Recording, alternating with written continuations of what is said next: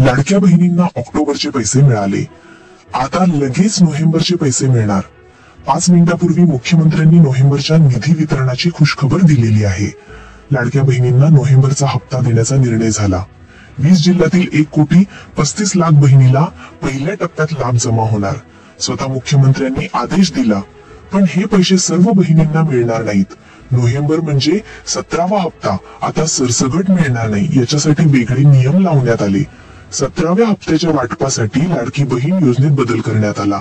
4 महत्वाचे नियम आता कठोरपणे लावले जाणार आहेत। ज्या महिला या 4 नियम पाळतील, ज्या महिला या 4 नियमात बसतील, फक्त त्यांनाच 17व्या हप्त्याचे पैशांचं वाटप होणार आहे।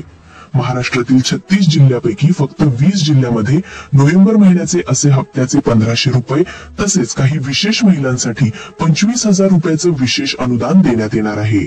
10 जिल्ह्यामध्ये लाडक्या बहिणींना पैसे मिळणार नाहीत।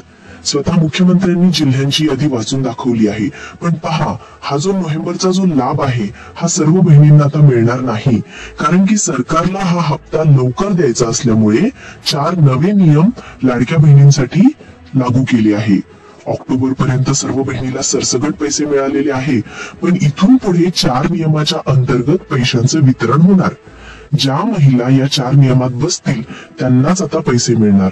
पूर्वी 4 चाकी गाडीचा नियम होता, म्हणजे 4 चाकी गाडी असली तर लाभ बंद व्हायचा, पण आता तेवढंच नाही तर इन्कम टॅक्स विभागाचा नियम आलाय। आता या नियमानुसार काल दुपारी अचानक 26 लाख बहिणी अपात्र झालेल्या आहेत, त्यामुळे आता बहिणींची संख्या हळूहळू कमी होणार आहे। त्यामुळे 4 नियम आता अतिशय महत्वाचे असणार आहे। आता मागच्या महिन्याच्या ज्यांचे पैसे राहिलेले आहे, म्हणजे जुलै, ऑगस्ट, जूनचे तसेच ऑक्टोबरचे पैसे राहिले आहे, त्या संदर्भात देखील महत्वाचा निर्णय घेण्यात आला।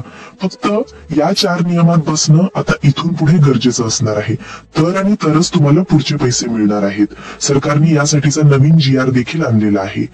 लाडकी बहीण योजनेचा GR आलाय, त्याच्यामध्ये 4 नियम कोणते असणार आहे, लाडक्या बहिणीला ते नियम कशा पद्धतीने पाळायचे आहे, कोणते नवीन कागदपत्र लागणार आहे, 25,000 रुपये विशेष अनुदान कोणाला मिळणार आहे, तसेच KYCच्या संदर्भात या GR मध्ये महत्वाची माहिती आली।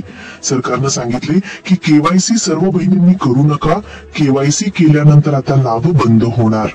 तर व्हिडिओच्या माध्यमातून आज आपण पाहणार आहोत की लाडकी बहीण योजनेमध्ये काय बदल झालाय, कोणते 4 नियम लागू झालेले आहेत, कोणत्या 4 नियमानुसार 20 जिल्ह्यात वितरण होत आहे, कोणत्या 10 जिल्ह्यात योजना कायमची बंद होणार आहे, अतिशय महत्वाची माहिती पाहणार। सगळ्यात आधी आपण पाहतोय की नोव्हेंबरच्या हप्त्यासाठी कोणते 4 नवे नियम लागू केलेत, त्या अंतर्गत कोणते कागदपत्र जमा करायचे, कोणते 4 नियम GR मध्ये लिहून दिलेले आहे। त्यानंतर KYCच्या संदर्भात काय अपडेट आलेला आहे, ज्या लाडक्या बहिणींनी KYC केली असेल किंवा ज्यांना करायची राहिली असेल त्यांच्यासाठी शेवटची तारीख काय, कोणत्या महिलांनी KYC करू नका असं सरकारनं सांगितलं आहे, कोणत्या महिलांचा लाभ KYC नंतर बंद होणार आहे, सगळी सविस्तर माहिती दुसऱ्या मुद्द्यात सांगतोय।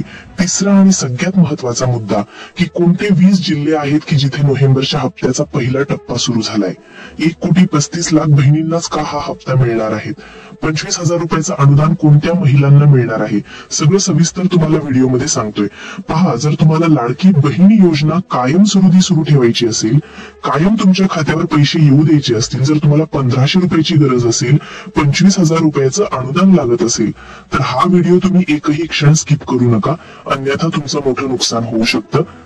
लाडकी बहीण योजनेचा नोव्हेंबरचा हप्ता देण्याचा निर्णय आत्ताच झालेला आहे, पण या निर्णयामध्ये 4 नवे नियम लागू करण्याचाही मोठा आदेश काढलेला आहे। आता ज्या बहिणी या 4 नियमात बसतील त्यांनाच इथून पुढे पैसे मिळतील, त्यांनाच पैसे देण्याचा सरकारनं निर्णय घेतला।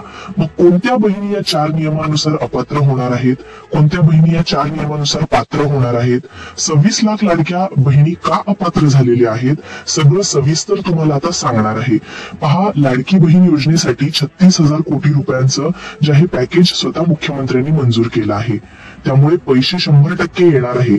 पण आत्ताच काही दिवसांपूर्वी KYCची नवीन प्रक्रिया सुरू करण्यात आली होती आणि त्या KYC मुळे आता लाडकी बहीण योजनेत मोठा बदल होतोय, कारण की KYCच्या संदर्भात काल दुपारी सरकारने एक मोठा निर्णय जाहीर केला, ज्यामध्ये आता KYC कोणाला करायची, KYC कुणी करायची नाहीये, कोणत्या बहिणीला आता KYC नंतर लाभ बंद होणार आहे, हे सगळं आता तुम्हाला जाणून घ्यावं लागेल। अन्यथा तुम्ही जर या 4 नियमांमध्ये बसला, या 4 नियमात जर तुम्ही पकडले गेले तर तुमचा लाभ 100% बंद होणार। आता पहा, सगळ्यात आधी आपण केवायसी ची प्रक्रिया काय आहे ते एकदा जाणून घेऊयात. केवायसी कुणी करायची, कुणी नाही करायची, केवायसीत काय अडचणी येत आहेत, हा मुद्दा आपण एका मिनिटाचा आत जाणून घेऊ. आणि त्यानंतर तर 20 जिल्हे नेमके कोणते आहेत की जिथे लाभ वितरण सुरू झालंय, 4 नियम कशा पद्धतीने आहे, सगळं सविस्तर सांगतो. पहा, सगळ्यात अगोदर आपण पाहूयात की केवायसी कोणाला करायची आहे. आता पहा, बऱ्याचशा बहिणी अशा होत्या की ज्या अपात्र होत्या, म्हणजे सुरुवातीपासून त्यांना माहिती होतं की आपण अपात्र आहोत. म्हणजे त्यांच्या घरात एकतर 4 चाकी गाडी होती, त्यांचा पती कुठेतरी चांगल्या कामाला होता, सरकारी नोकरदार होता, पण तरी देखील त्यांना पैसे येत होते. मग आता अशा महिलांचे केवायसी केल्यानंतर डायरेक्ट लाभ बंद होणार आहेत. पहा, आता या महिलांनी केवायसी करू नका अशी सूचना त्या ठिकाणी देण्यात आली. तसेच बरोबर ज्या महिला सरकारी नोकरीमध्ये आहेत, पहा बऱ्याचशा महिला सरकारी नोकरीमध्ये होत्या, त्यांनी केवायसी अजिबात करू नका. कारण की त्यांनी जर केवायसी केली तर पैसे तर बंद होतीलच, पण तुमच्यावर कारवाई देखील होऊ शकते, तुमची सरकारी नोकरी देखील जाऊ शकते. तुम्ही जर लाभ घेतला असेल तर गुपचूप बसा, केवायसी करू नका जर सरकारी नोकरीमध्ये असाल तर. मग केवायसी कुणी करायची? ज्या महिला शेतीमध्ये आहेत, म्हणजे शेतीचं काम करतात, घरकाम करतात किंवा मोलमजुरी करून कसं तरी घर भागवतात, तर अशा महिलांनी केवायसी तातडीने करून टाका. या महिलांचे पैसे कायमस्वरूपी सुरू होतील. मग केवायसी केल्यावर पैसे बंद होऊ शकतात का? तर सगळ्यात महत्वाची गोष्ट, हा जो नियम आहे तर पैसे बंद होऊ शकतात. आता कोणाच्या होणार?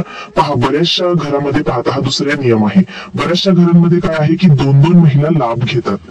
आता तुम्ही म्हणाल सरकारने तर 2 महिलांचं लिमिट दिलेलं आहे, पण पहा, सरकारनं सांगितलं होतं 2 लाभार्थी असणं गरजेचं आहे, पण त्यातली एक विवाहित आणि एक अविवाहित असणं गरजेचं आहे. पण बऱ्याचशा घरांमध्ये आपण बघितलं की 2 सुना आहेत किंवा एक सासू आणि एक सून आहे, तर दोन्ही विवाहित महिला एकच लाभ घेत आहे. तर अशा प्रकारचे सगळे अकाउंट्स बंद करण्याचे आदेश सरकारने दिले आहे. तुम्ही आता तुमच्या घरात चेक करा, म्हणजे मुलगी आणि आई असेल आणि मुलगी साधारणपणे अविवाहित असेल तर चालेल, पण 2 सुना असतील किंवा सासू आणि सून असेल तर 100% त्यांचा लाभ बंद होईल. मग त्यांच्यासाठी सरकारनं काय सांगितलं की रेशन कार्ड विभक्त करा, तुमचं रेशन कार्ड वेगळं करा. म्हणजे सासू सासऱ्यांचं एक रेशन कार्ड करा, त्याचबरोबर मुलगा आणि पत्नीचं एक रेशन कार्ड वेगळं करा, जेणेकरून एका रेशन कार्डवर एकच लाभार्थी दिसेल.